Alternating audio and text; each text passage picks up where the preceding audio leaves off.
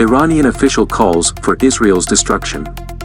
Spokesperson for Iran's armed forces: "We will not back off from the annihilation of Israel, even 1 millimeter." Brigadier General Abolfazl Shakarki, a top-level spokesperson for Iran's armed forces, called for the destruction of Israel days before the resumption of nuclear talks between Iran and world powers. "We will not back off from the annihilation of Israel, even 1 millimeter, Shakarki was quoted by I-24 News as having told the ISNA news agency. Shakarki also denounced the diplomatic ties established with Israel by Bahrain and the United Arab Emirates, dubbing the moves intolerable. Iranian officials regularly threaten Israel.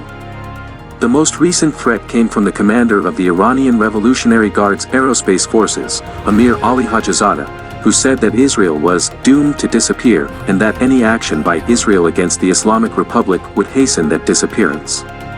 Previously, Iran's foreign minister, Hossein Amir-Abdollahian, spoke at the United Nations Durban IV conference, where he said his nation's willpower is dedicated to the elimination of Israel.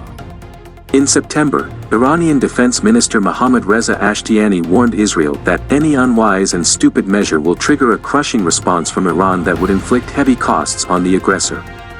Shakarki's comments come as nuclear talks between Iran and world powers are set to resume in Vienna on Monday. Iran has gradually scaled back its compliance with the 2015 nuclear deal it signed with world powers in response to former U.S. President Donald Trump's withdrawal from the agreement in May of 2018.